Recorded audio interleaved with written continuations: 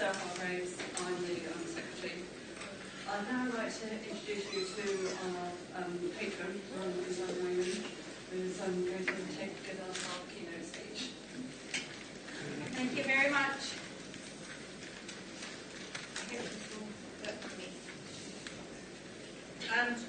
So I'm really delighted to be here and to have been asked to be your patron. It's a great honor. I think you might want to hear a little bit about me, so I decided to start with that, even though it's a bit egocentric to do that. So I have just retired from the MRC Human Genetics Unit, but I'm continuing to do a lot of things. And in the autumn, I'm going to move to London and be associated with the Institute of Ophthalmology, which is the research arm of Moorfield. But until December, I was a research scientist and group leader, section head at the MRC Human Genetics Unit. And I worked on identifying genes responsible for developmental abnormalities of the eye, which is what Aniridia is. And so I was involved with the identification of taxics. All these projects are usually done by many people around the world, these big scientific projects to identify genes. And the PAX6 gene was identified at a time when there was not yet a human genome project. There was no sequence known for the whole human genome. So it was a much bigger job. And it happened we published the work at the end of 1991. And it's the gene that's mutated in most Aniridia patients. So now I'm an honorary professor at Edinburgh University and also at University College London, to which the Institute of Ophthalmology belongs. Now my early history is that I took a degree in natural sciences in Cambridge, and I specialized in my last year in genetics. And then I did a PhD in Oxford, where I did early human gene mapping with a special technique using cells, and not even at the DNA level, but at the protein level. After my first degree, during which I met a young biochemist called Simon van Heyningen, I got married at the age of 21, so I've been married for about 45 years now. And we have 2 children. I was born in Hungary and went to school in the Midlands. And I've done a lot of things during my research career because I've always felt inclined to participate. So I'm hoping that that will stand me in good stead, being your patron as well. I was the president of the European Society of Human Genetics and also of the UK Genetic Society. I got various fellowships and honors, but I think I'm most proud of having been elected a fellow of the Royal Society of the UK in 2007. And this picture shows me with my family and my mother-in-law, who used to work on the biochemistry of cataract, at the Royal Society on that day when I received my fellowship. So what do we learn from understanding about the gene responsible for a disease? Well, we started by identifying the gene, and it turned out to be a very interesting gene, which I'll tell you about in a minute.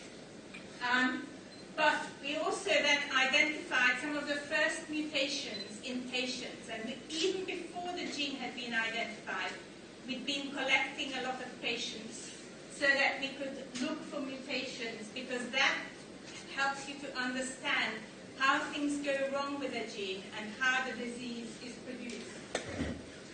So we collected all the mutations that we're identifying and that other people identify and publish in a mutation database. We'll come to that as well in a minute. It turns out that the PAX6 gene is quite a complicated gene and is responsible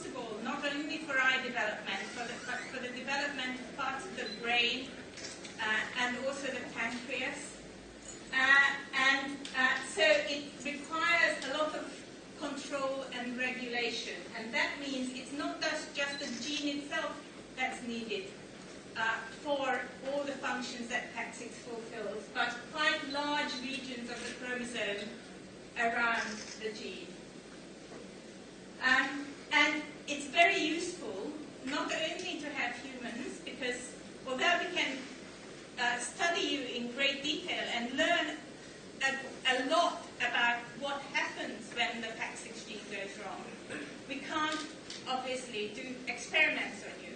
So it's quite useful to have a small laboratory model like the mouse. And we were incredibly lucky because in Edinburgh we happened to have a mouse called the small eye mouse. And it has very small eyes. At the bottom there. And the outcome of the abnormality in the mouse is very, very similar to humans. So it's a really good model. That's not always true in different kinds of diseases. We also work on other eye diseases, such as microphthalmia, small eyes, and anostalmia, which is no eyes at all. And we have identified genes that are responsible for those diseases as well. And that is interesting because those genes are genes that actually work together with PAX6 in many of the functions that PAX6 has to fulfill. And we also recently found, along with several other workers in the field, that occasionally the Aniridia phenotype, we call it, that's how the disease manifests itself, can be caused by mutations also in two other genes, FOXC1 and PIPX2, which are also responsible for other eye diseases, related eye diseases.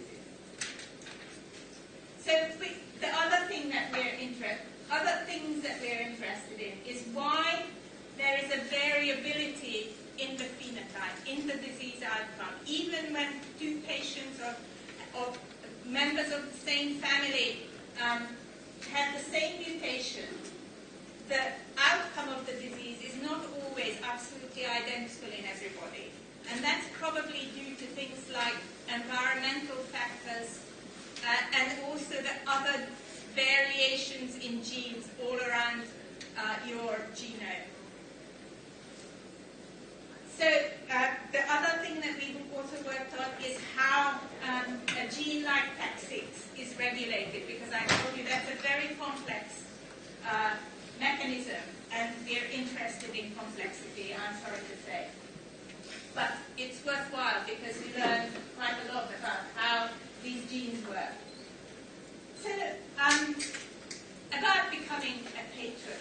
Well, I've already said I'm really very pleased to have been asked. I met Katie Atkinson and Jenny Langley at a meeting for Aniridia, a few patients and also some professionals that I organized about 3 years ago, funded by a Canadian and American charity. And I think from then on, they've sort of been keeping an eye on me. And since I'm retiring, this is a good role for me to try to attend. But I've never been a patron before. So what do patrons do? Well, I've been looking on the internet. I've been talking a lot by email and a bit in person with James.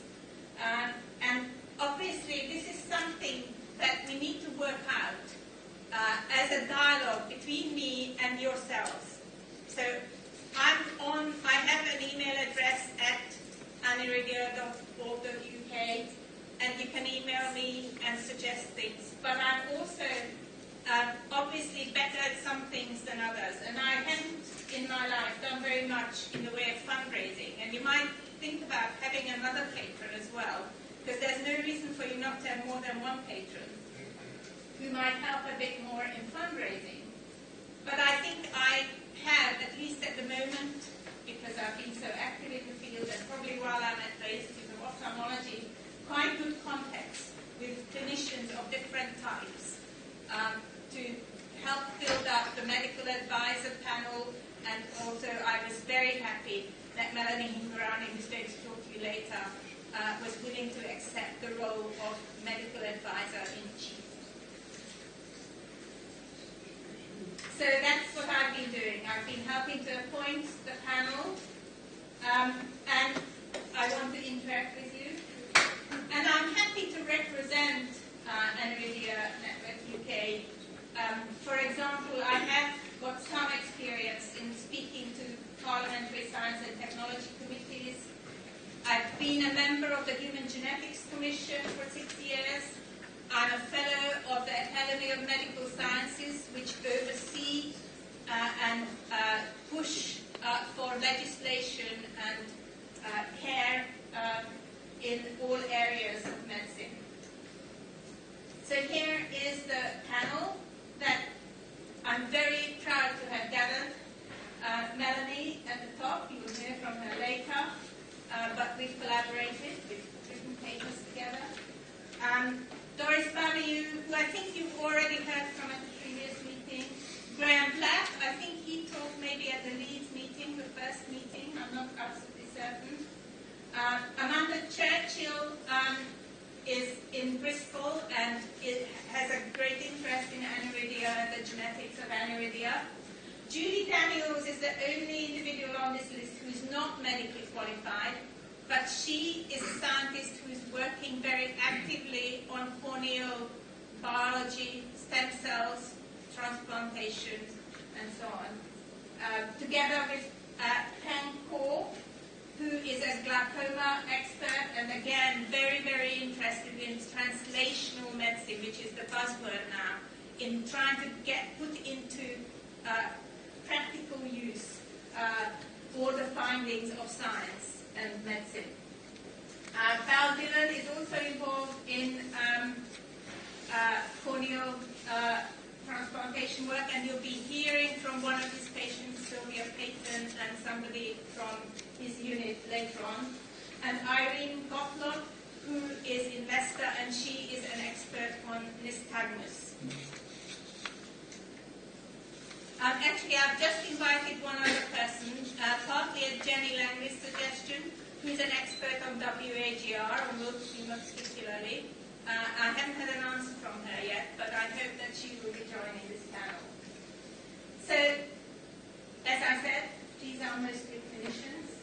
There's a very good gender balance, I'm pleased to say, because we really care about that sort of thing in science these days. A good geographical distribution, and all these people, more or less, have been collaborators at one or another level in my work. I think they will answer, at least in the first instance, questions that are moderated through Jenny Langley, who is your inquiries officer.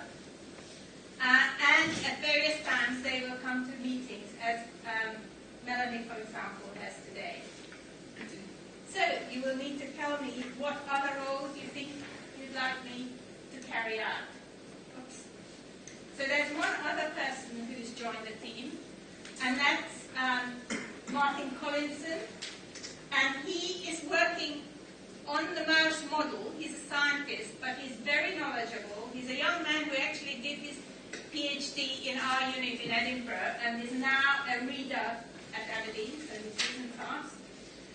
And he's particularly interested in corneal maintenance and stem cells, but using the mouse model. But he's going to survey the literature and keep his eye open for anything that happens in the field. And then he will prepare blog posts for your website.